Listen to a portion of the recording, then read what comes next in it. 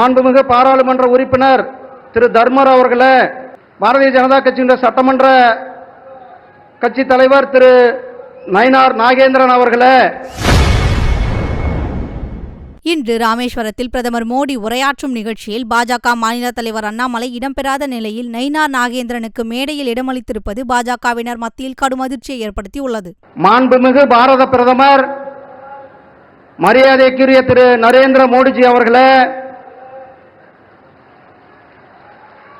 மாண்புமிகு தமிழக ஆளுநர் திரு ஆர்.என். ரவிஜி அவர்களே,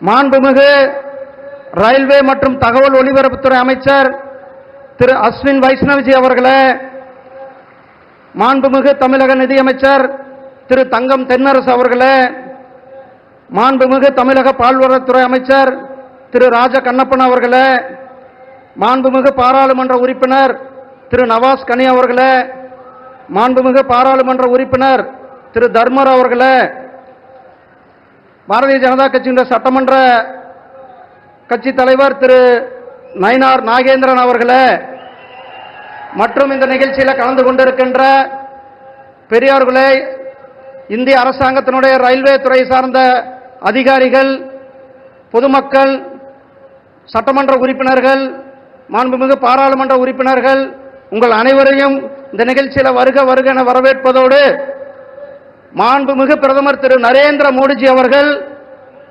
ராமநவமி அன்று ராமர் எதே பாதையில் ஸ்ரீலங்காவிலிருந்து இங்கு வந்தாரோ அதே பாதையில் இங்கு நமக்கு இன்றைக்கு வருகை தந்திருக்கிறார்கள்.